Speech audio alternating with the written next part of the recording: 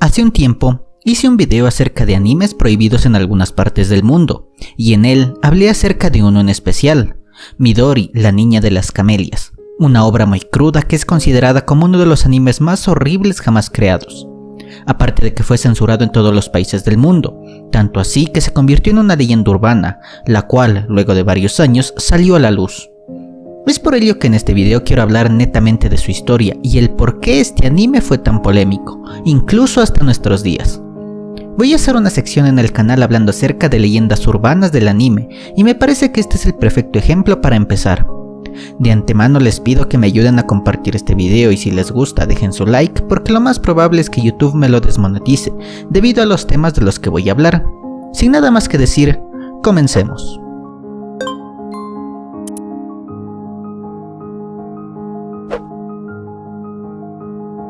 La niña de las camelias era una popular historia oral que se creó durante la era Meiji y la era Showa. Es decir, empezó como una simple leyenda o cuento que iba pasando de persona a persona y de generación en generación, pero su mayor auge de popularidad se halló en el año de 1984, cuando Suehiro Maruo hizo su propia versión en manga de esta popular leyenda, la cual ya era bastante polémica debido a los temas de los que se hablaban. No sé por qué, pero en 1987 Hiroshi Harada tuvo una no tan brillante idea a mi parecer.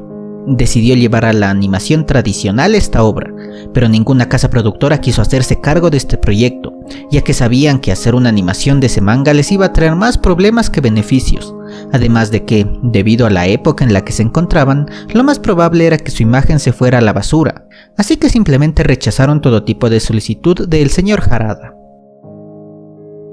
Debido a los constantes rechazos, Hiroshi tuvo una genial idea: animar él solo toda la película. Solo de imaginar todo el trabajo que tuvo que hacer para crear cerca de 52 minutos de animación para que al final esta pase desapercibida durante muchísimos años, te hace dudar de la salud mental de este señor.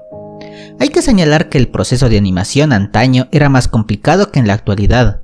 Cada fotograma debe ser dibujado a mano, y no es como que con 9 o 10 dibujitos te alcance siquiera para crear un minuto de película. En total, y lo que pude averiguar, es que la versión original tenía cerca de 5000 planos. Literalmente este señor dedicó 5 años de su vida a dibujar paneles francamente horribles para animar una polémica obra que al final solo le trajo problemas. Pero también hay que señalar que Harada es alguien con mucha fuerza de voluntad. No cualquiera gasta tanto tiempo en un proyecto que a simple vista parece un gran fracaso. Hay dos opciones: o es muy inteligente o es muy tonto. Luego de 5 años de producción, Midori, la niña de las camelias, al final terminó de desarrollarse. Ahora el problema era el cómo carajos iba a poder proyectar su obra en la gran pantalla, si ya de por sí tuvo enormes problemas para que alguna casa productora le ayudase a animar la obra. ¿Quién en su sano juicio iba a querer transmitirla al público en general? Pero al final Harada se salió con la suya. El 2 de mayo de 1992, Midori se proyectó en una carpa roja dentro del templo Mitake Jinja de Tokio. Fue la única vez que la versión original pudo ser proyectada por completo. Luego de esto, la polémica fue tal que quedó prohibida en Japón. Lo que las autoridades decidieron hacer fue modificarla para quitarle algunas escenas y así esta dejase de ser tan controversial. Esta película tuvo cerca de 26 ediciones e incluso así sigue siendo bastante turbia, puesto que se muestra claramente cómo la protagonista es abusada, tanto física como psicológicamente, por los demás personajes, y dejaron incluso aquella escena donde unos cachorros son asesinados de una forma demasiado explícita y que francamente es horrible. En los años 90, la cinta original fue enviada al exterior para que sea transmitida en diversos lugares, donde obviamente iba a recibir el mismo rechazo que tuvo en Japón. Es por ello que en todo el mundo fue prohibida, convirtiéndola en uno de los pocos casos de este tipo. Usualmente los animes se suelen censurar o prohibir en ciertos países del mundo debido a sus distintas creencias, ya sea políticas o religiosas. Con respecto a Midori, esta fue tan mal recibida que simplemente decidieron nunca más volver a transmitirla.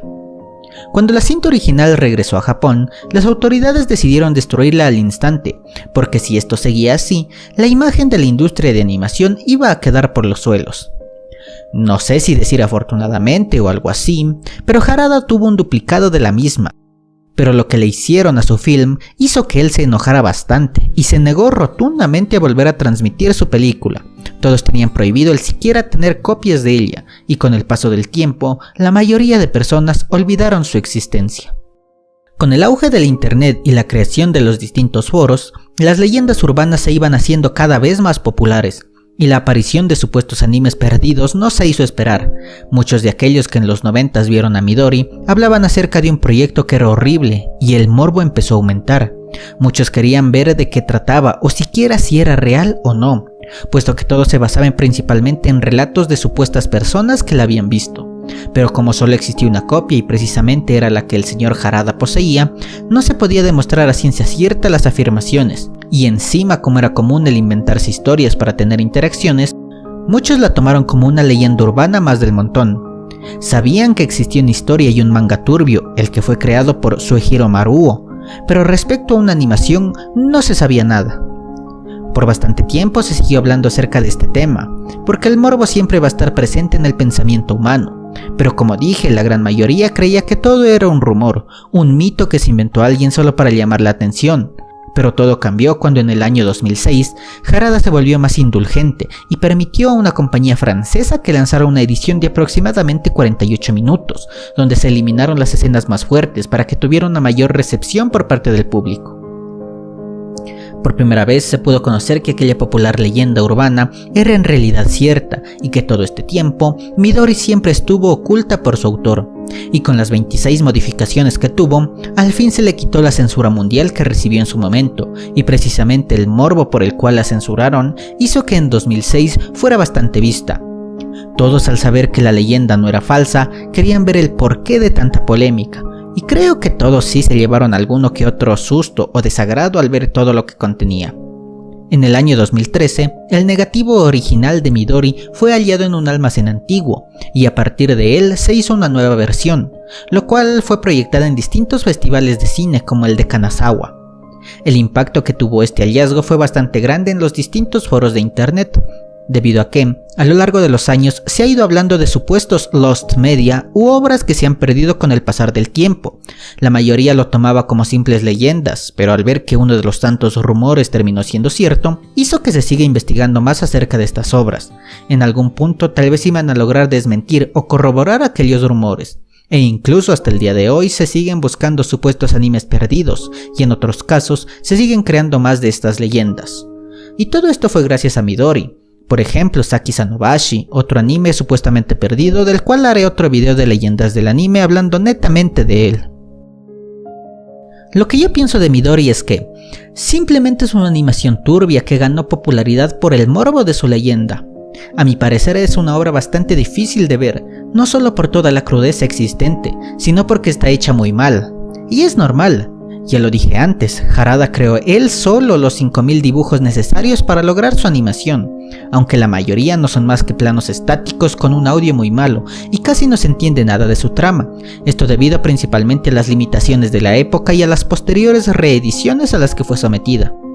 Esta consta de 3 o 4 arcos, no recuerdo muy bien, donde se muestran las desventuras de Midori y cómo esta nunca pudo ser feliz en verdad.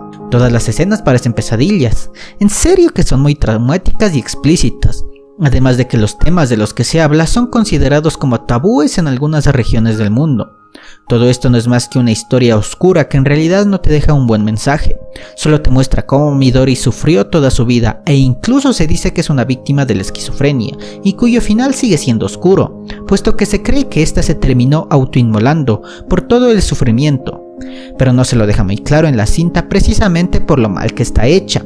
Simplemente un anime negro que le debe su fama precisamente a la censura a la que fue sometida y a la leyenda que se creó alrededor de la misma.